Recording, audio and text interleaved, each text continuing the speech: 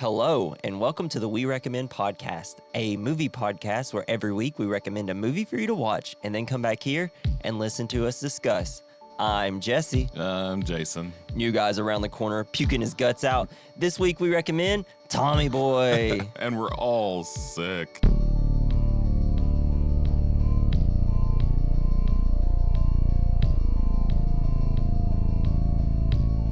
Yeah. Like that guy in the corner. So I apologize for for how I sound. I'm sick, and this is the only day we have to record to make sure it's released Friday. So I hope you don't hate the way I sound. But I'm gonna try not to be sniffly and just, I don't know, rub snot all over my shirt. We're gonna rub some eclectic snot all over this Hell yeah. podcast. Do you hear that? That's everybody hitting the pause hitting button. that's great. Button, that's the great. Skip. So Tommy Boy, I mean, how many times have you watched this movie? I know I've seen it 1,000 times. It's iconic. You have 1 million. I don't know. It's wild. It's like all these SNL movies. I've seen them all. Yes. 1,000 times. Night of the Roxbury's, Wayne World, Tommy Boy, all of Adam Sandler's stuff. So, like, I'm wondering, like, this. I'm sure this is the first time you've seen it in a while. Yeah. Still hold up? I mean, I thought it was hilarious. I had to watch it by myself though, because nobody else wanted to watch it. Really? With me. Why? I feel like your kids would love it. They don't care. They just want to play video games. Wasn't cartoony enough. It wasn't Roblox. Oh, gotcha. Yeah. Well, I'm sure in Roblox they actually have a world built like Tommy Boy's world. Yeah, there's probably like a whole thing in Roblox like that. Yeah, there's probably a factory where they make brake pads. And yeah. Yeah. Whenever I came back to watch this, I was actually surprised by how good Chris Farley's performance is. There's a lot of times when he has to give little speeches and you just see like a glimmer of a tear in his eye. And it's like, wait, what? Man. I don't remember him. It's like, this guy's got layers. I don't remember him acting really good in this. I don't know. I just, like, every time I watched it, when I watched it and every time he was doing a speech, I was like, wow. Wow. This is really hitting me in the feels. But I will say for me, like, this is kind of a pivotal movie for me. Just because, so me and my buddy, we watched it all the time growing up. It's constantly on Comedy Central. Yeah. I think it was on like TNT and USA all the time. It was everywhere. It was everywhere. Amazing. Yeah. And it was just like, David Spade was just, this character was pivotal for me. Just his, like, you like him even though he's the most sarcastic, douchey person alive. Yeah. And I was just like, me and Natalie were talking about it. And I was like, I kind of am like this now. And like, I really just kind of became this type of character. Like, people hang out with me and I just say some of the rudest sarcastic stuff to him, and it's like, wow, okay, I guess I got that David Spade. Yeah, the little Weasley motherfucker. You just kind of grows on you. That's me. I'm a weasel. Just a sick old weasel. But so this movie came out in 1995. Wow. Yeah. Wow. It stars Chris Farley, obviously, R.I.P., gone too soon, really sucks. David Spade, he plays Richard. Brian Dennehy plays Big Tom, love him. Yeah. You got Bo Derek. What? Yeah, plays Beverly. That's her. Nice. I love whenever he goes to the line, wow, she's a 10, because she's in the movie 10. Dan Aykroyd giving his weird, like, conehead voice throughout this whole movie, which is kind of weird. Yes. Chicago I think conehead that's voice. just his voice. I know. It was wild. I was like, wow, he's really going hard at this. I was like, dude, you could have just done your Blues Brothers voice. I mean, Oh, yeah. since they were from Chicago and that. Julie Warner, who plays Michelle, who has one of the funniest runaway scenes ever. I quit. Just runs out there. Me and Natalie looked at each other like, what the hell was that? And then just so like funny. A bunch of actors that you've seen a billion times. And also Rob Lowe as Paul, who goes uncredited in this movie. What? Yeah, he didn't want people to know that he was in the movie. He wanted it to be a surprise. All right. Which is funny. If it's an SNL movie, then Rob Lowe's going to show up at some point. And I feel like as the villain. And this is before the SAG Afro, like the I think the SAG. union, right? SAG's been there forever, I think. Well, I don't know, but like I know that like the more billing you have, the more you have the more insurance or whatever you get. So like that's what makes me feel like if you're not building a movie. Well, I think he's silly. No, so the SAG Screen Actors Guild was founded in 1933. So, but well, no. So Rob Lowe has always been super close with like what's his name, Lorne Michaels, the SNL guy, and he's always been, you know, he's in like in Wayne's World, he's Austin Powers. He's just really close with like the whole group of people, and he just thought it would be fun to just kind of be a surprise that he's in it. Neat. I guess. All right. But I'm assuming he still got played. But I actually got some trivia on it. So Rob Lowe played the supporting role of Tommy's stepbrother and is uncredited. The reason for this is because he wanted to be a happy surprise after the script shifted focus. The film was originally centered around the relationship between Tommy and Paul. Rob was playing tennis with Lorne Michaels, and Lorne told him that he was about to start Tommy Boy and that he was considering him to play Chris Farley's brother. He ended up taking the part as a favor for Lorne since he was previously in Wayne's World. Sweet. Yeah. Oh, man, that took everything out of me to say that. Jeez Louise. Another fact, during filming, David Spade and Chris Farley got into a physical altercation on set. As they landed in Toronto on early Sunday morning after doing SNL in New York, Farley was not feeling well, so he went up to his hotel room. Spade, not thinking anything of it, had called Rob Lowe, and they went out to a bar for a drink. Farley found out the next morning and had become very jealous, and throughout the next morning would angrily stare at Spade and repeatedly ask him, "How's Rob Lowe?" Spade tried to explain and reminded him, "Word off the wire was that you were sick," but Farley wasn't trying to hear it. Later that day, they were about to shoot a scene. Spade was sitting on the ground eating a tuna sandwich and going over his lines, while Farley, smoking a cigarette, was still just staring at him and asking, "How's Rob Lowe?" Spade was getting annoyed with him at this point. Farley then went over to Spade and stomped on his hand with the sandwich in it. Spade responded by throwing a Diet Coke on him, to which Farley threw Spade into a wall and pushed him down a small set of steps. What the hell? Before things got too violent, the walkie-talkie called action. They quickly composed themselves and walked onto the set. Then, when it was time for Spade to say his lines, he couldn't speak, so he stormed off the set into his trailer. The director called cut, and Farley went off to his trailer, too. Spade refused to continue filming with Farley. Farley was so mad that he needed to hit someone, so he tackled the director's assistant, Skippy, who was about the same weight and build as Farley. The pair would often get into minor spats and sometimes go hours without talking to each other. They would talk to each other through the director, but they would always reconcile afterwards. Wow, that's hilarious. Yeah, I want to see this movie. Funny people can be mean too. God, he's so upset. How's Rob Lowe? Never really hear that about Chris Farley because everybody loves Chris Farley. I know. All you ever hear about is like how everybody thought he was the funniest guy in the room. He was always funnier than everybody else. Even when he's mad, like this story, it sounds like a bit. Yeah. Just how's Rob Lowe? Huh? How's Rob Lowe? Just like how much had to really hurt smashing David Spade's hand. He's a big guy. He's a big old boy. So on the list of showing the exam grades of the students at the beginning of the movie, if you look at the bottom, one of the names is Helen Keller, who scored an F. Also, look to the right of Helen Keller, and you'll see Michael Jackson. He got a D+. Oh, sweet. He passed. Yeah. These good degrees. David Spade and Chris Farley, they had to fly back and forth from Toronto to New York to rehearse and perform Saturday Night Live. That sounds tough. Yeah, it sounds horrible. Because you got to like do that every day, essentially. And when you're on a lot of drugs, like Chris Farley certainly was, I'm sure. So I actually do have a little later there's going to be, here it is. So Chris Farley apparently was completely sober during filming. Bullshit. However, because of this, he developed a new addiction, a coffee addiction. Farley would have up to 27 cups of cappuccino every day and sometimes 3 at a time before every scene. Oh, my God. It's like, I mean, that guy needed his energy to just do cartwheels and stuff. I guess. It's so crazy how athletic and big he is. It's awesome. So David Spade said that the fat guy in a little coat routine began as an in-joke between him and Chris Farley when the two shared an office together working at Saturday Night Live. Farley would often break up the monotony of their writing time by repeatedly pranking Spade with the idea. He would always insist that he had new material to show Spade, then turn around and reveal it once again be the fat guy in a little coat joke. Spade said he and Farley decided to use it for the movie, thinking that it was funny to them. It may be funny to others as well. So that's amazing. Yeah, that's so good. Oh, God.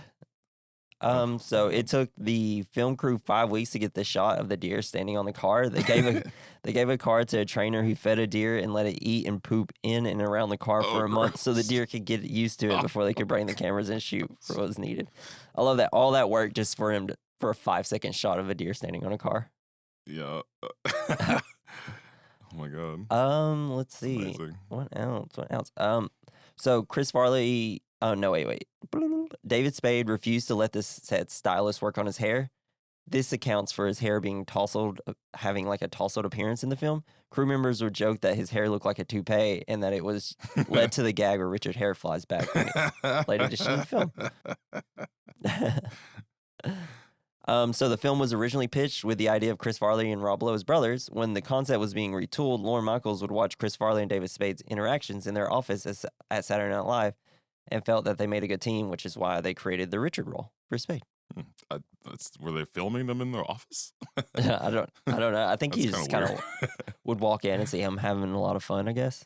Okay. And just giving him noogies. Yeah. Just like smashing his hand, throwing tuna fish salads on him. All right, this would be the last fact. At one point during production, scheduling conflicts almost forced Rob Lowe to drop out of the film. This resulted in filmmakers holding impromptu auditions in Toronto while the movie was already filming for the part of Paul. Matthew McConaughey was one of the actors who auditioned. It was decided that he wasn't right fit for the role. Paramount actually preferred Rob to play the part because he had previously done Wayne's World. Eventually, Lowe's scheduling conflicts was resolved, and he was able to do the film. It would have been crazy if it was Matthew McConaughey. Yeah. I'd be like, what? But yeah, that's all the facts I got. Cool. I know there's a lot. Just kind of shoved at you. Okay, well, let's get into this movie so I can lay down and die. Let's All right, so the movie starts with child Tommy late for school and running into a glass door. Oh, I love it. I felt like this. Son of a. This was me, this kid. Oh, I felt like I was always running into something. Like, how early did he get up for school to go play in a treehouse? I used to have to get up because the bus would come at 5 a.m. Oh, God, that was the worst. And then I'd ride the bus for like an hour and a half. I was lucky enough horrible. That when the bus picked me up, it was only like 10 minutes for the school. But whenever I got like dropped off, it was like a 2-hour bus ride. I'm like, 5 minutes from school. Yeah. It's horrible. The worst. Bus sucks ass. So he then runs through sprinklers, drops his books, runs from a dog, and misses the bus. I love it because this movie kind of has really good transitions between scenes to scenes. Because you have like all the smoke from the bus coming up, and then it disappears, and then you have grown-up Chris Farley from college. Oh, yeah, in the same kind of situation. Yeah. So we see that he has to run across campus to make his final exam. Runs through the bushes. Yeah. He like scares a guy who's like, because he's running towards him. The guy just like cowers in fear. And then he tries to impress these girls like, hey, how's it going? Yeah. Then he gets to the door and he does something I do all the time, which is never being able to open doors. It's always the wrong way. He's like,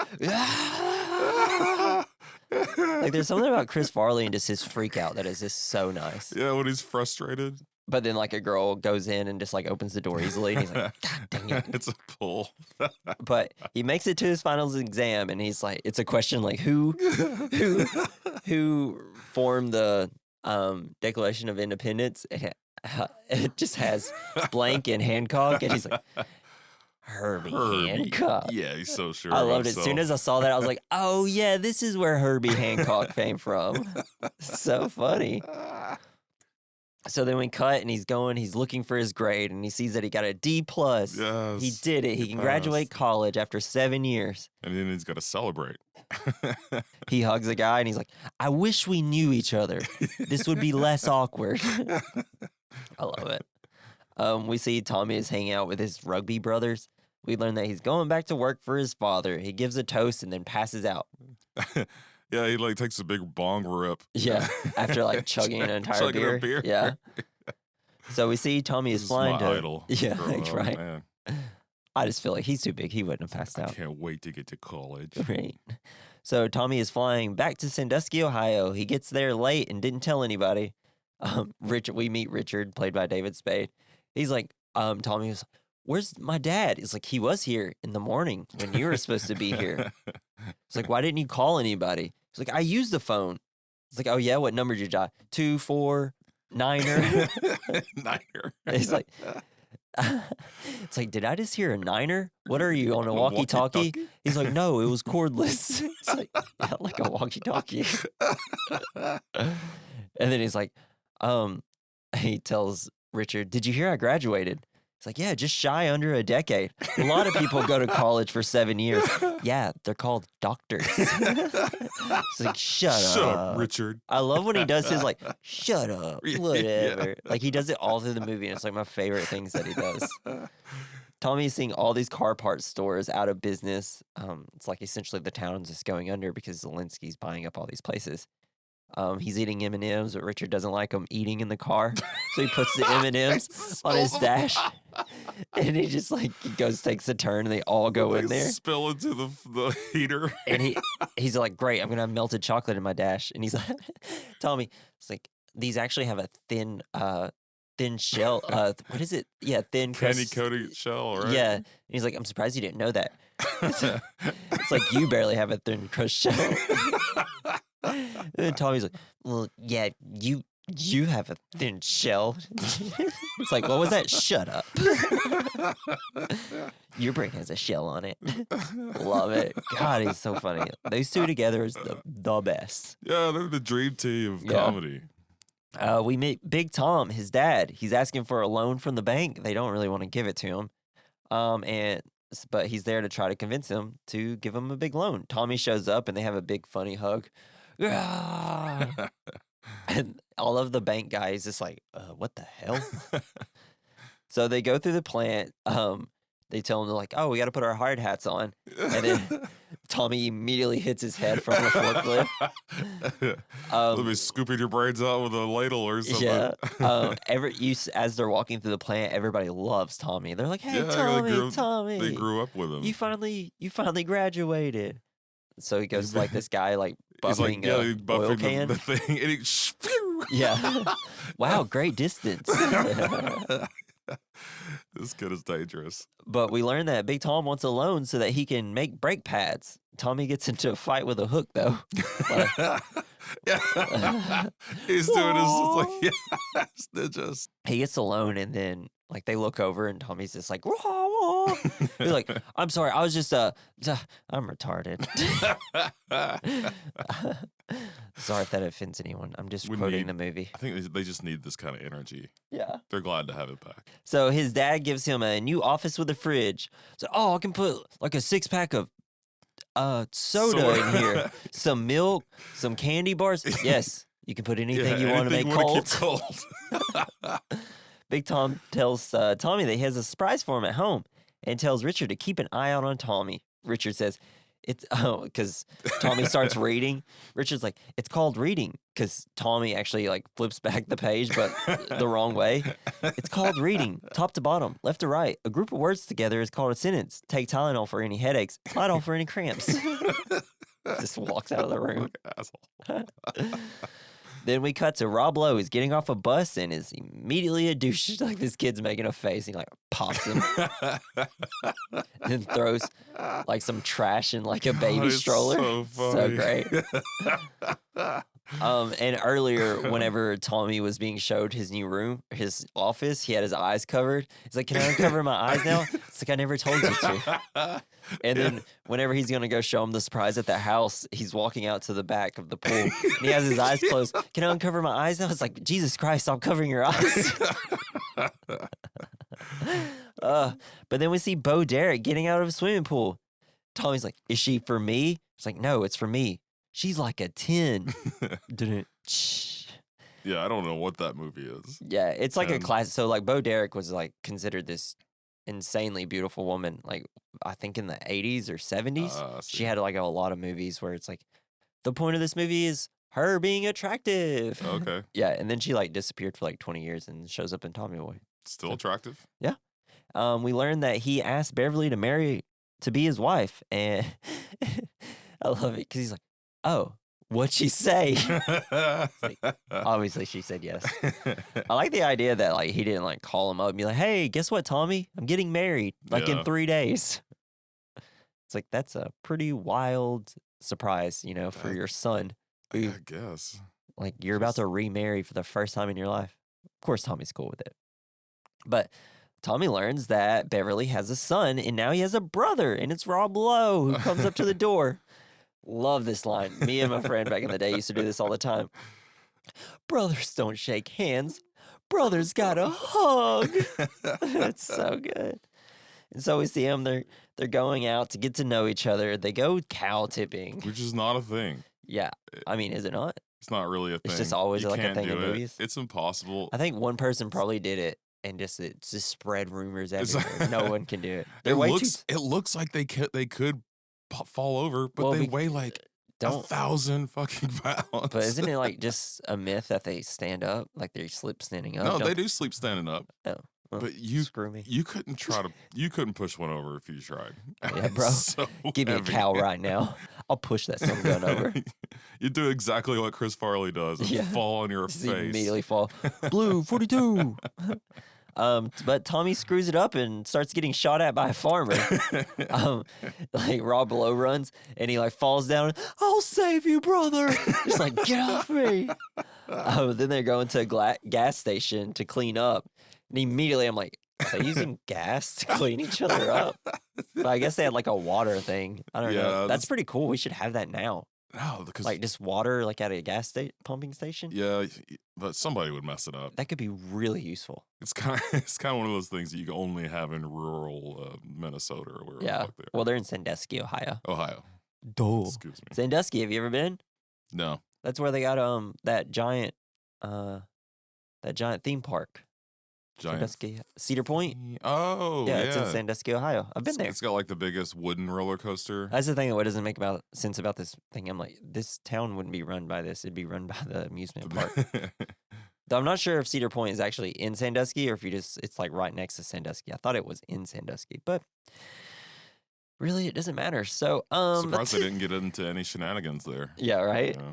So, and this is probably your favorite part since it should remind you of the Gremlins because it's a flash dance bit. Yeah. I'm a maniac, maniac.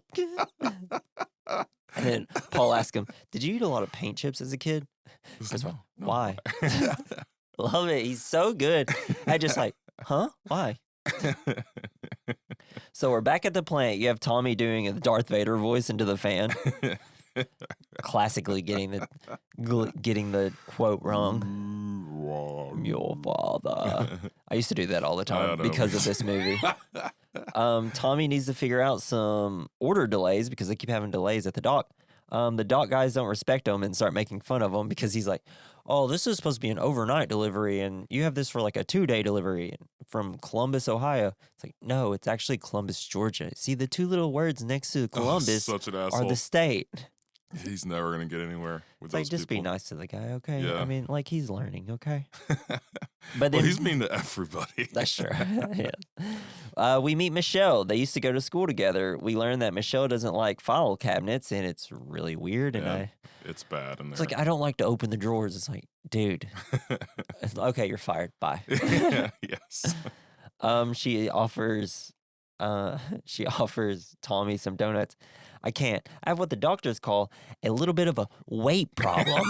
This movie goes a little too hard on like fat shaming a little bit. I mean, it's just so constant. I mean, I know in the 90s we didn't care, but yeah, back then you could do anything. It's like watching it now, I'm just like, okay, maybe like 5 less jokes about it because it just keeps going and going. So we cut to Big Tom's wedding. They have a little sweet moment together where they're like, I hope it's okay them getting remarried. It's like, no, Dad, you deserve it. Great. They hug. Richard's in there, and he's like, so, how do we look? Richard, chubby. It's like, God, what a douche. Like, chill on their weight. Golly. So, we follow Richard, who is videoing the wedding. Big Tom is... Oh, wait. So, they do the whole wedding thing. Then we're following Richard, who's videotaping the whole thing. Tom is making his sales at his wedding. And he says, I can get a good look at a T-bone by sticking my head up a bull's ass, but I'd rather take a butcher's word for it. Yeah. That's where the classic line, and we see Tommy mess it up 5,000 times. Yeah, and he's just like in awe of his dad. Like, man, he could do anything. He's like, oh, man, he's so smart. And we also see some of his employees, and it's like one of the guys at the beginning that's talking to the banker guy, and he says, and he's like, hey, what do y'all think? And he's like, man, and you got a great girl. Would I like to get some of that? It's like, it's so inappropriate. It's like, oh my God, how could you say that? It's like, give me that tape. It's a little too much to drink, probably. Yeah, exactly. Then we get Big Tom and Tommy. They're doing their whole song and dance. It's fun, and I love it. Yeah, until it's amazing. Big Tom has a heart attack. Oh, shit, Big Tom. I love it. And then you have this little part where Richard goes, somebody call 911. And I was like, wow, he put his all on that line. He did a really good job at saying it. Totally switched into like being serious for a second. It was great. But then we also get another great transition. It's where you have all the people looking over him, and then it zooms out, and it's to the funeral, and it's like, what are we doing? Why do we have all these great transitions in this silly little movie? It's awesome. It's amazing. Yeah. And we have this scene where Tommy is walking around after the funeral. Richard's sad. He's like walking down like this path where the trees are over it. And then like they're going through where he's going through the Callahan, outside the Callahan plant. And I'm like, what is this? This is so depressing all of a sudden. It's like, wow, it's kind of crazy for a movie like this to have a scene kind of like that. I know, but it just kind of, Chris Farley's he's such a good actor. I mean, you never really saw him in anything serious. Yeah. And so like seeing him like being like super sad losing his father was really interesting. And I think he did it really well. I wish if he would have been alive today, I would have hoped to have seen him in something a little more serious. Yeah, he would have. Someone would have totally pulled him and tried to do the Adam Sandler thing. Where maybe make him the new Willy Wonka. Yeah. Oh my God, he would have been a great Willy Wonka. He'd have been way better than Johnny Depp. Just doing like flips and stuff throughout the place. Because like all his comedic stunts in this, he did them all himself. That's correct. Yeah. So we cut to Tommy and Michelle on a boat together. And his little dinghy. She looks tiny compared to him in this boat. It's like the boat's like about to start taking on water because of him. He keeps apologizing because there's no wind. You see him reminiscing about his father. Chris Farley's great. You see like tears in his eyes, kind of. It's like a really sweet scene. And keeps saying, I'm so sorry that there's no wind. I can't believe there's no wind. We're just in the middle of the lake. And it's like, no, it's okay. Michelle's like, hey, what are you going to do? Like, what's the plan? He's like, I don't know. I got to do something. You know, there's something I got to do. I'm sorry. I sound like an idiot. It's like this kind of weird, like, this is kind of a sweet scene. Very vulnerable. Yeah. And it's like, great. But then, of course, we can't go 5 seconds without a fat joke in this movie. And because they're having a nice moment. And then all these kids start making fun of him and interrupting him. And they keep doing. He's like, all right, be quiet. He's like, for the love of God, I will come over there and rip you to shreds. Michelle doesn't work at all. And then they finally do it. Like she's finally fed up with the boys mocking her and Tommy. Listen up, you little spazoids. I know where you live and I've seen where you sleep. I swear to everything holy that your mothers will cry when they see what I've done to you. Kids run away. It's like I'd be more scared of Tommy than her. Oh wow, yeah, she's like 4'9" or something. Well, I think this is when he fell in love. Yeah, he's like, oh, I love her. No one can yell at kids quite like you, Michelle. Exactly. So we cut to a board meeting. Zelensky, which we'll see later, played by Dan Aykroyd, is wanting to buy them out, but the board doesn't want to because the plant is keeping the whole town going. Tommy said he will give up his stock and his house to keep the plant running, and that he will go around and sell to people. They don't have a lot of faith in him. He recruits Richard, and he doesn't like it, but he's got to go anyways. But what I love during this is while they're talking, you have the old lady. It's like, that's when the whores come out. Yes. Give $20 to pay rent because all these whores. It's like all because when the guy was like in a war, he went to a prostitute, and she has never gotten over it. Richard, I like her idea. That used to crack me and my friend up all the time. We just say that all the time. All the whores. It's so funny. So, Tommy and Richard, they're on the road to sell. Man. Richard quizzes Tommy. He gets to a point where it's like, how much of a percentage do we sell? He's like, 1.5%. And Tommy gets it wrong, of course, and he's like, we should do some sort of word association. Richard, most people use 10% of their brain, and you use 1.5%. Oh, it's so good. He's so mean. And have you ever met like a really good salesman? No, I've always known what they're doing. Yeah, okay. Yeah. There's this like, I don't know. But I mean, I guess they're good in the fact that I'm like, I'm not going to have any confrontation with this person. I always let them do their whole sales pitch, and then I'm like, no, Yeah. They're like, "Are you sure?" No, I don't want to do Dude, this. I hate it when they don't take no for an And answer. it's just like, dude, I'm just trying to live here. They come to our house all the time, like people who are wanting to like do like spray for wasps and bugs and stuff. I'm like, leave me alone. I don't want your stuff. I'm always like, oh, I can take care of it myself. And like this one guy who came is like, yeah, we're here to like get rid of wasps in the area, and it's like, it's only like $129. I'm like, I'm not doing that. It's like I can take care of the wasp myself. I spray all the time. He looks up in the corner. There's just like a huge wasp nest. I'm like, well, that's bad timing.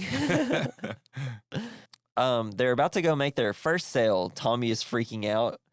He's like, oh, yeah. He just freaking out. He asked Richard, does this suit make me look fat? It's like, no, your face does. It's like so mean. It's awful. He goes to adjust his tie. The tie comes off. Tommy, it's a clip-on. I see.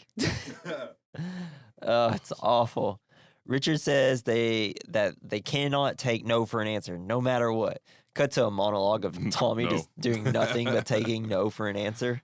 Until one guy finally says, maybe. And Tommy, like, what? Tommy steps in and starts acting out a scene. What my associate is trying to say, our new brake pads are really cool. You're not even going to believe it.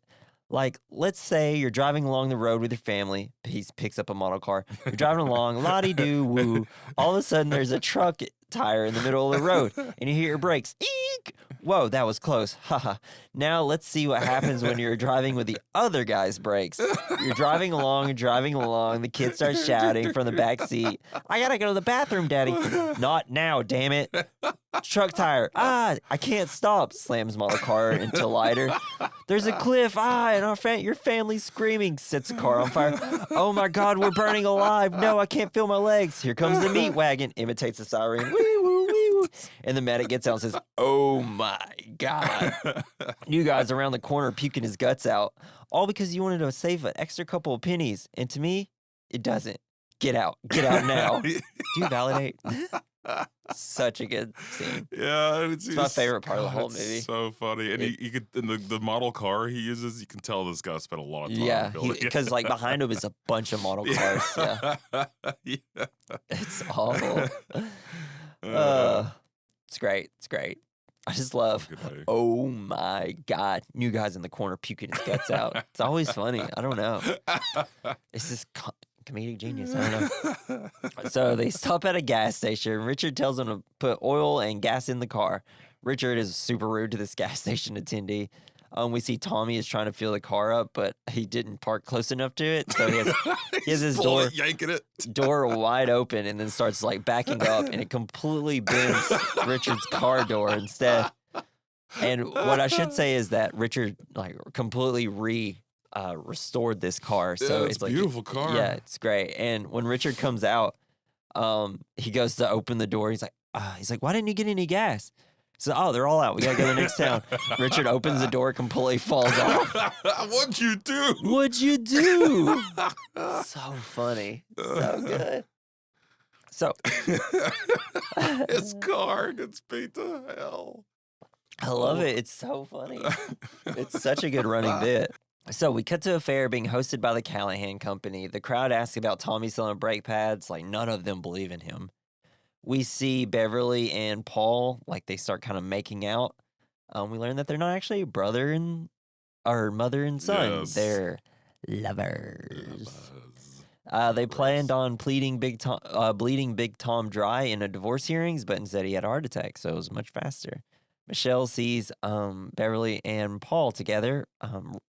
Paul pees on an electrical like thing and just gets shot back. It's like so random. God, that would hurt so bad. I feel like my penis would explode. Oh no, you're dead, I think, at that point, right? I don't know. Like it's not really that much to kill you. It's just enough to like. I don't think you'll get a boner yet, right? I don't know, like, especially not if your penis gets blown up. I mean, if it shoots you that far back, you're definitely dead, right? It's gonna hurt. I mean, I saw a kid stick he stuck a paper clip into a light socket in kindergarten. It shot him across the room, but he still lived. Wait, seriously? Yeah. His hand was all black and his hair was all sticking up, and he was just in shock, obviously. But like, he was fine. Yeah. So back to Richard and Tommy. They're driving. They hit a deer. I love it. They get out and they're kind of crying about it. Like, what David did you Spade do? has a great cry. He does. He really does. It's like, you shouldn't have been looking at the map. You should have been paying attention to the road. But they decided to put it in the back of their car. Like, why? Just leave it. What are they going to do with it? And he's like, oh, what are we going to do with it? You're going to... It's like, we'll take it to the vet. You don't take a dead animal to the vet. I take you to the vet. Then Tommy, I take you to vet. What was that? Shut up. It's so funny. So they're trying to sell to a guy named Mr. Brady. And it's like this guy, he doesn't like Richard. Like, he hates him. He's like, I don't like you. You're rude and you're obnoxious. So then, like, Tommy's, like, he tries to do the butcher saying, but keeps screwing it up. Let's stick my head up a butcher's ass. Yeah, it's like, I don't think I understand what you're talking about, son. And then Tommy finally starts freaking out. Tommy, forget it. I quit. I can't do this anymore, man. My head's about to explode. My whole life sucks. I don't know what I'm doing. I don't know where I'm going. My dad just died. We killed Bambi. I'm out here getting my ass kicked, and every time I drive down the road, I want to jerk the wheel into a goddamn bridge abutment. And this guy loves it. Yeah. He's like, did you eat paint chips as a kid? Get out. We cut to them dry, and I love it because he like pulls his hair, and his hair is like a troll doll, essentially. And then we cut to them driving, and the deer wakes up and destroys the car. It's so great. This was my favorite scene as a kid. This is, yes. I thought it was the too. funniest. Oh, man. You see the hoof just like kicking out every window. Yes, exactly. It's just like, Tommy, that was awesome. I love like how triumphant the deer looks when he's just wrecked that car. Yeah, I know. Like, I did it. You can't kill me. And now they're driving with no windows, like one door. Yeah. And, like, no top on the vehicle. And So good. then we see them. They're stopped at a motel. We see a commercial with Zelensky. I'm Zelensky, the car. I can't do it. Just forget it. I'm not even. I gonna make try. auto parts for the American. Yeah, for the American by the American people, for the American people. We're doing more of a 1930s That's bad. Chicago. Yeah, we're bad at this. Yep. And I love it because Tommy has the window open. There's like moths everywhere. And it's, sucking them up yeah. with the vacuum cleaner. Michelle calls Tommy, and Tommy's like, "Hold on, oh, that's just Richard. He's vacuuming." It's like, what? I don't know. He just likes cleaning. I don't know. It's like, no. Richard is on the edge and starts getting upset at Tommy. Tommy pleads for Richard to help him more. He's like, I'm so close. I'm gonna get this eventually. And that's when Tommy says, I know what would cheer you up. Puts on the coat. Fat guy in a little coat. Fat guy in a little coat. And then he bends over. Richard! Oops. And he rips the coat. Oh, it's so funny. I wish I knew Chris Farley. I wish I worked on SNL with him. That would have been fun. They're on the road again, and this is where we have the little song part. Where they're like, Tommy plays a song, and he's like, oh no, I hate that, Richard says. And then Richard plays a song, and Tommy's like, no. And then it comes on to like a slower song. They're like, it's like, I don't know, I'm fine with it. It's like, I can live with it if you can. Then they start singing, tell me that you love me, baby. This is amazing. They're becoming friends. Yeah, they're becoming friends. But Tommy, of course, made a mistake because the hood pops he off. left the oil. Yeah, and they're driving all over the road on the other lane, about getting hit. Eventually, the hood flies off. And Tommy's like, you can't blame this on me. It's like, yes, I can, because you forgot the oil can in the hood. Because I'm getting close. Tommy and Richard, they stop at, what is it, prehistoric forest or whatever? And Tommy's like, get out. Why don't you just fight me? And then Richard just beats the crap out of him, hits him over the head with a board. A 2x4. Crazy. He's got that giant bruise on his face. Yeah. Doesn't hurt so much here or here, more like right here. It's like, I just hit you in the shoulder. In the purple spot. Yeah. So they go to the dinner. Tommy's asking about the mark on his face. He's like, oh, you ain't got one. Don't worry about it. And then the waitress walks up. Man, what happened to you? There's like this huge bruise on his face. Nobody's gonna notice. Yeah. So Tommy wants chicken wings, but the kitchen is closed. And Tommy goes into this like huge speech, like convincing the lady to start the grill. He's like talking to this roll. Yeah, I just love you, roll. And then he starts ripping it up. I should have put the whole quote down, but I love my little pet. Yeah. And then I rip it apart. And then the person's like, wow, you're really sick. And then Richard realizes that Tommy just needs to have some confidence and because he has the ability to read people. And like the reason that he can't sell is because he goes in there and he's so intimidated that he doesn't know what to, he just like, I don't know, just kind of freaks out, I like that part when he says, like, your dad was so good he could sell a ketchup popsicle to an Eskimo with white gloves. Exactly. It's like, what? Oh, he's good. So they go to make a sell and they seem close to making it, but this guy is obsessed with the guarantee on the box. He's obsessed with it. I don't care if your product sucks. I just need that guarantee. Tommy gets that feeling and sells the brake pad to the guy, and it's like, yeah. All you're buying is a guaranteed piece of shit. Yeah. And he just has all that confidence. He's running. He's like, yeah, let's go, Tommy. Yeah, it felt good. Yeah. But then we cut to Paul freaking out because Tommy made a sell. Paul comes up with the idea to mess with the trucks. He wants to sabotage the trucks. For some reason, he pulls up and he has a giant sniper rifle. I guess it's like a hunting rifle. But it's like, dude, just pull up and stab the tires. Like, why are you going to shoot them? What's it's going to leave evidence more. If you just go there and stab the tires, it won't be so bad. It's like, what are we talking? It's such an insane thing to do. But there's a dog there, and he has this seatbelt thing, like an automatic seatbelt, which was all the rage back in the day in the 90s. Oh yeah. Whenever you open your car door or turn off your car, immediately moves by itself. Yeah.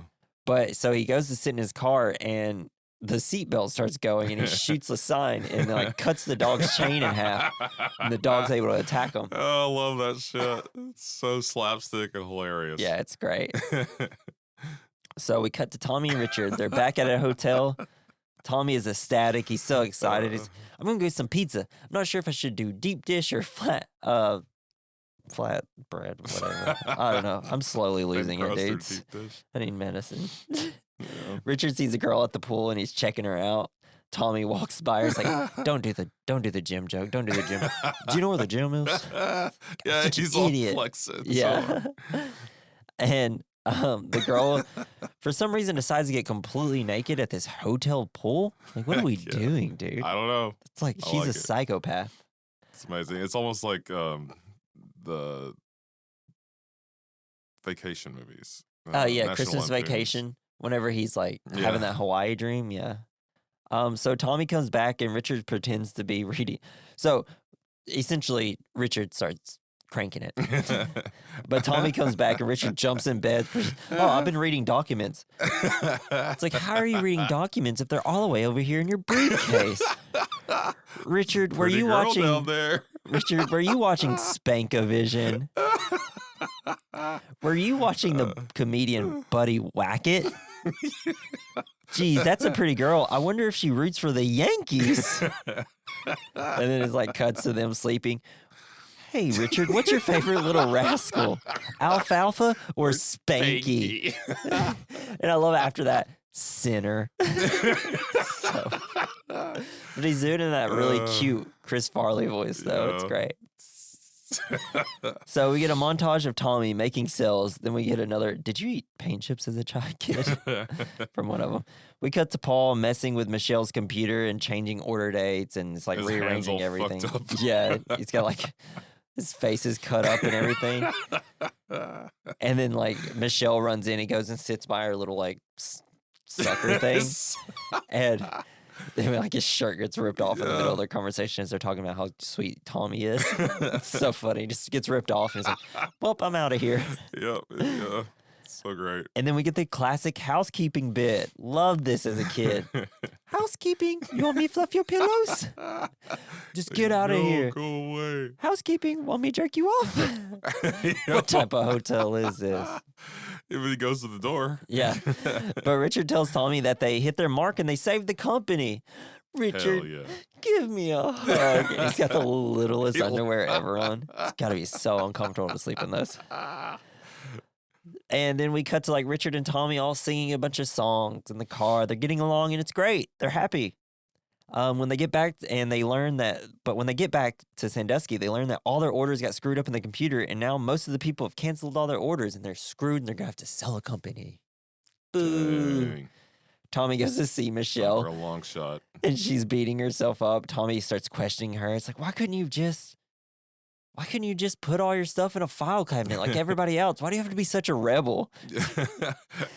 This like- pisses her off. Yeah, she's like, bad. well, you don't have to worry about it because I quit. And she runs out of runs out of the office like a classic like bit where it's like,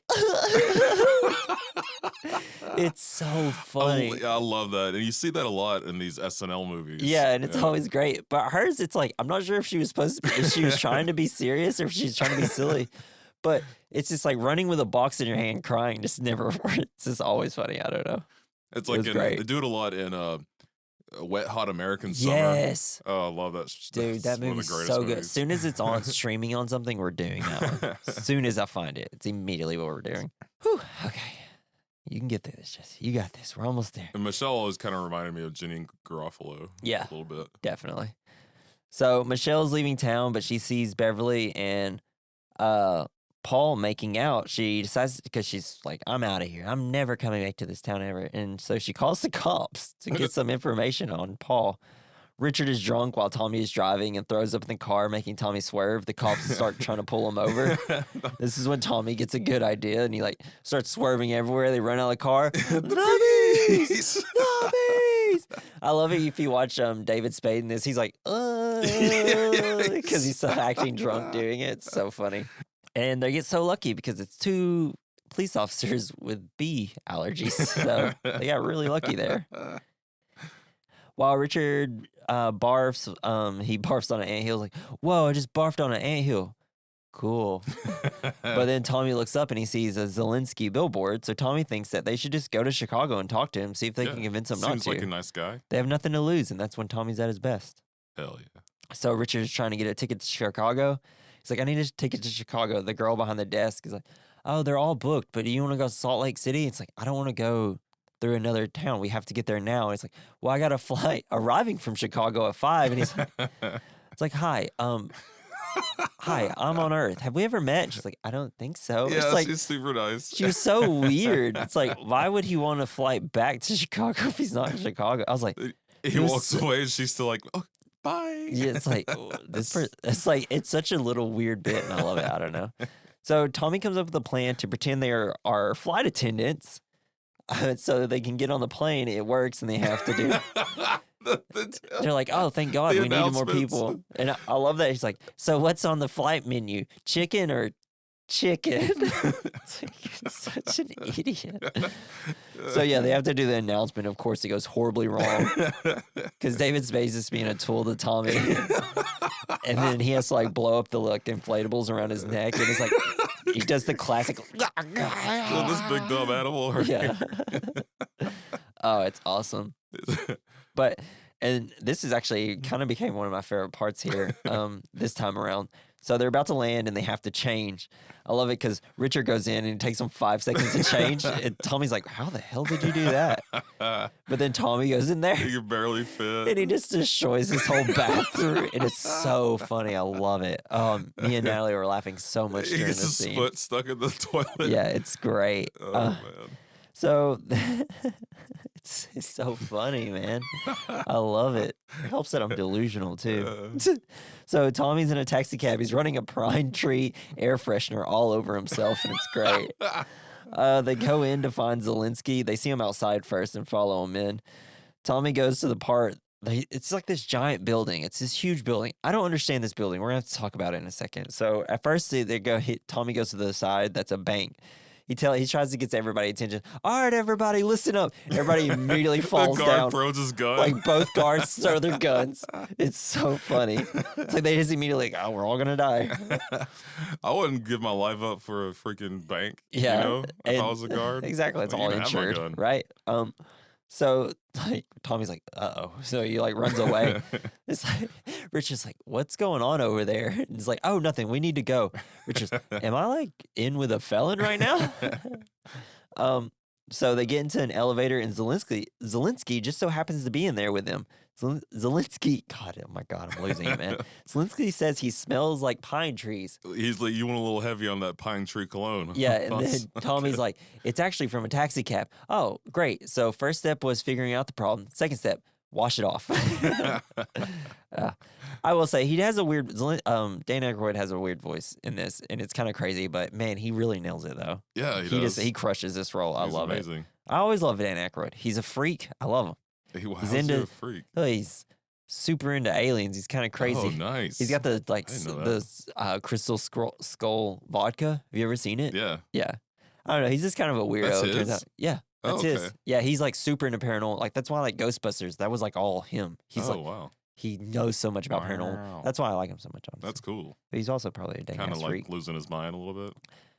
I don't know. I think honestly, I don't think he actually is kind of like a crazy person, but I think because, especially at the time being into like paranormal stuff, everybody thinks you're a kook. Well, that's also what happened. Now everybody's into it. Yeah, like my cousin Eddie from National Lampoon. Yeah, he's like that. He kind of went insane. But now everybody, now, I don't know, the government's like, hey, we have aliens. It's like, oh. Called it. Cool. Dan Aykroyd, you're right. Great. So we see news coverage interviewing the bank security. They're like, man, he came in and he just started hitting me with a gun over and over. And I tried to fight him off, but he just got the upper hand over me. Then we see Zelensky. He's saying that he just wants the Callahan box and doesn't care about the small town that they're in. And it's weird because they're going through like this test dummy factory. Yeah. And, but we're in this like giant skyscraper. Like corporate headquarters of this company. And there's like a bank in it, like a factory. Yeah, the crash test facility. Boardrooms. It's like, what is this building? It's so weird. But so essentially Zelensky's not as nice as he makes it out to be on the commercials. Classic. While going through the factory area, Richard, we see his like toupee fly off whenever he's like, here, look at this motor. Yeah. It's like a fan on a motor. Yeah. It's like, what is this building? It's crazy. I don't know. Zelensky sends them away, and they say, see Beverly. Oh, yeah, he's closing the door. Yeah, it's like, what's my family doing here? But I like it because Zelensky's like, hey, you did a good shot. It didn't work out. I'm sorry. We're taking your company. Yeah, I like that he's just like, he is just like, he feels bad a little bit, I think. But he's like, also I'm a business. Cutthroat businessman. Yeah. It's like, hey, y'all did a great job. I'm sorry it just didn't work out. We'll see you later. Because, like, it kind of comes up a little later. He's like this as well. And it's like, I kind of like this character. I kind of like that they gave him that type of... Yeah, he's, like, not evil. He's just a corporate asshole. Yeah, he's just there to make money. It's like, I'm sorry your town failed. I don't know. It's not my fault that you're the last company in this place. So, Tommy is down on himself because everything has gone wrong. Richard tells him that his dad would be proud and that him and Richard are friends now. It's like, you may have a lot of friends, but I don't. I'm like, Aww. Richard, I will literally cry right now. Oh, Richard. Michelle shows up randomly at the last second and tells him that Beverly and Paul are not related because she saw him kissing. He's like, okay, with tongues. We learn that they're actually married and Paul is actually in trouble with the law. Tommy sees a news van. He sees some flares in a news van. Then he's like, Richard, I've got a plan. It's like, why'd you turn into Spock all of a sudden? Or not Spock, Captain Kirk. Yeah, Captain Kirk. So Tommy decides to strap a bunch of road flares to his body, and then he goes back into the building. Everybody just immediately falls down again. It's like, the guards here we go again. Just immediately sling their guns out. It's so funny. So Tommy gets into the boardroom. He's got a bunch of news reporters with him. He's trying to put pressure on Zelensky to buy his brake pads. He reveals that he isn't wearing a bomb, but it's actually road flares. Zelensky, did you grow up under power lines? Why? Zelensky agrees that he'll buy 500,000 brake pads, but says it doesn't matter because he's about to own the company anyways. He's also on camera. Yeah, at this point, yeah, right? because like the news reporters are filming it. Yes. And so once he agrees and he signs, like the news reporters go away. And then Tommy reveals that Beverly marriage to Big Tom wasn't legal. So Tommy technically owns all their stocks. So Beverly and Paul can't sell their stocks away. They then reveal all the warrants to Paul and he tries to run, but he gets caught in like the crash test system. Yeah, and it smashes his nuts. Great. And then we also, during this scene, we get Tommy finally gets the T-bone butchers. Yeah, he gets thing. it right. He gets it right. He's a real salesman. I can't even remember it now. I'm so delusional. So Zelensky tells him he did a good job, and he asks Beverly for a bite to eat. It's like, why is she not going to jail too? She illegally tried to marry someone and con him out of his stuff. Yeah, She's also a con. She's probably going to go to jail, but why not have lunch first? I don't know. I don't think she is. I think Zelensky's going to be like, she just didn't understand what was going on. Don't worry about it, coppers. She's it's hot. all She can't go to jail. Yeah, she's a 10. So everything is great now. Michelle and Tommy kiss. It's sweet. Tommy is now the president of the company. He gives this like nice speech to everybody. Yeah. Says like they're all like family to him. RT, I lost my virginity to your daughter. Rob, you were there. It's like one great last joke. And I wish now, our company was this nice. Right. Now we're back to Tommy on the boat, and he's talking to his dad. He's still got no wind in the boat. He tells him that he loves him and he misses him. And he's like, he please asks, like, if you get a chance, can you also get me some wind? Then the wind starts blowing. Aww. And it's sweet. It and then he gets hit in the head with the sail. The jib. Yeah, I think it's something called. like that. The end. But I love that part also, like, after Rob Lowe gets the crash tested. Yeah. Zelensky's like, send him some champagne and a bucket of ice for his marbles or whatever. Yeah, so he can drink and put it on his marbles. Get drunk on me. Use the ice to cool down your marbles. Yeah, but he says in that great Dan Aykroyd, crazy northerner voice. Reminds me of Mike from work. So that's the movie. It's great. Yeah. We love it. I hope you love it. We're going to move on to our next category before I die live on the podcast. He's so barely hanging on. The first category is the good, the bad, the ugly, the fine. This is where we go through the movie and we pick something good we liked about the movie, something bad about the movie, something ugly, which means something we don't think aged well. The fine is something we do think aged well. Do you want to go? Sure. I mean, I think what's good is just reminiscing about Chris Farley. I just kind of loved him so much. Yeah, that's mine too. It's Chris Farley and David Spade. Yeah, they have such a great chemistry. Yeah, great relationship on camera, and it just makes you, even though he's dumb as hell, he's just it's such a good heart, and I think that whole message, is really aged well. Yeah, exactly. Really right there with you. Same thing. I didn't really have anything for the bad. My only thing for the bad is it's like I wish David Spade kind of became a bigger star. He just never really did anything. Like taller, after this. yeah. Well, no, just like did more movies. But I think he's like, he does a lot of like, not great movies. All his movies, he just never had a movie.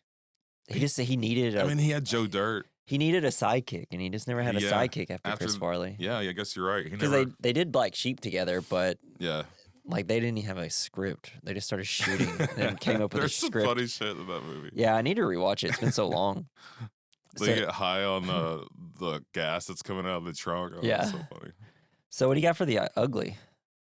I don't know. Just maybe, like, even though it's funny, like, using words like retarded and, like, that stuff is not aged well. There's just a little too many fat jokes. A lot of fat jokes. But this is, Chris Farley also. He was fine with it. But that's what kind of me growing up, I started making fun of myself to try to help make other people laugh. And that really worked for me. Yeah. I mean, as long as, like, if you're doing it and you have the confidence, like, people are going to be like, oh, no, he's, like, confident, but he's, like, a bigger guy. I mean, I think that's what it was with Chris Farley. I mean, he was just, like, a bigger guy, and he knew that he was bigger. And he's like, but I have the confidence, and it is funny. Like, I don't know. I can use it to my advantage. Yeah, he's not trying to hurt anyone else's feelings. It's just kind of like, but then, like, laugh at me. You still watch the movie, and it's like, golly, every 5 seconds we had to have one. It's, like, so mean. I put the fine, something that aged well, is just Chris Farley. Rest in peace, man. Yeah. You were the best. You're the funniest. Was the best. Did you ever see the Chris Farley Best of SNL? I was actually thinking about putting it on after watching this last night, but I have seen it 1,000 times. My favorite is whenever it's like the coffee one, where it's like a coffee commercial. It's like, did you actually know you're drinking Folgers instead? It's like, you son of a bitch. That's my favorite one. I know everybody loves the Chip and Dale's one and the van down by the river. Yeah, the van. Oh man, that was amazing. That coffee one always got me the most. Yeah, I know, like the one where the van down by the river sketch. Are you the one dying over here, or is it me? So great. Because there was this guy at school who would dress up as him for Halloween. Oh, that's awesome. And it was the best. Oh, I know what my next Halloween costume is going to be this year. So I watched the movie Saltburn. It's Emerald Fennell who did Promising Young Woman. I've been looking at that. I'm yeah, sure so it's like a dang ass freak movie, which I love. But there's like Barry Conan. I don't remember his last name. I can't remember because I'm gonna pass out. He has this dope like suit on, and he just has like ear antlers to come in because it's like a weird party. It's just about rich people who just have nothing better to do with their money but spend it. Sweet. But it's like this dope, and it's just this dope part of the movie where he walks around with these deer antlers.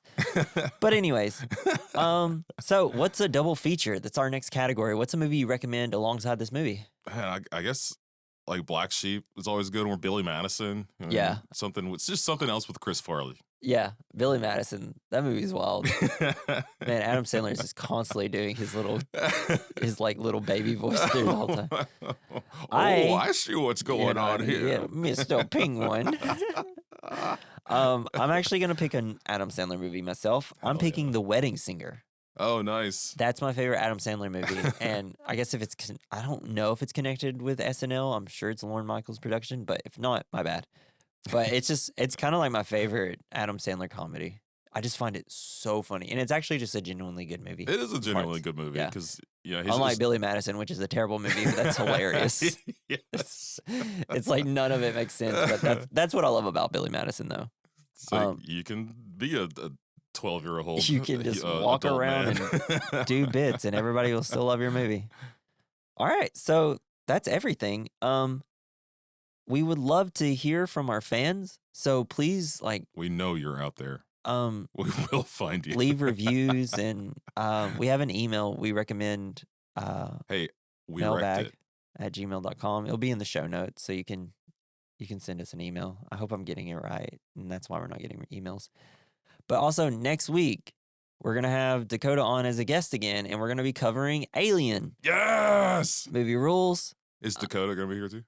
I just said Dakota. Oh wait, Devin. I meant Devin. No, Devin. I guess he's got the he messaged us and he said he's got stuff to do. Just Dakota. Yeah, just Dakota this time. Next time we'll hopefully get a 4-person. So yeah, come back as we cover Aliens. Hopefully I won't be miserable, but we're gonna end up recording it probably like 4 days after recording this. So odds are I will still be a little sick. I'm so sorry, and please keep listening to us. Got nothing to lose. But yeah, so leave reviews. Go to our link tree if you want to just follow us on social medias, or listen to us on a different platform. You can go to linktree/we recommend podcast. Thank you, Joey Prosser, for the intro and outro music. You can follow him on X at Mr. Joey Prosser. Also, please find us on these social medias and follow us, please. I know it's asking a lot because most people just want to listen and stop listening as soon as we're done. Please, can I have a review? Please. Only 5 stars, please. But the more reviews, the more we'll start growing, and the better we'll get at it. I'm hoping. We need your help. I feel like we're getting better slowly. I mean, sure. I keep hearing from people, we're getting random followers, and they're saying, hey, this is good. Let's keep it up, you idiots. Hell yeah. But we're going to lose all our subscribers because I sound like I'm dying. But yeah, this has been the We Recommend podcast. I'm Jesse. I'm Jason. I can get a good look at a T-bone by sticking my head up a bull's ass, but I'd rather take the butcher's word for it. Yes, we'll see you next week. Bye.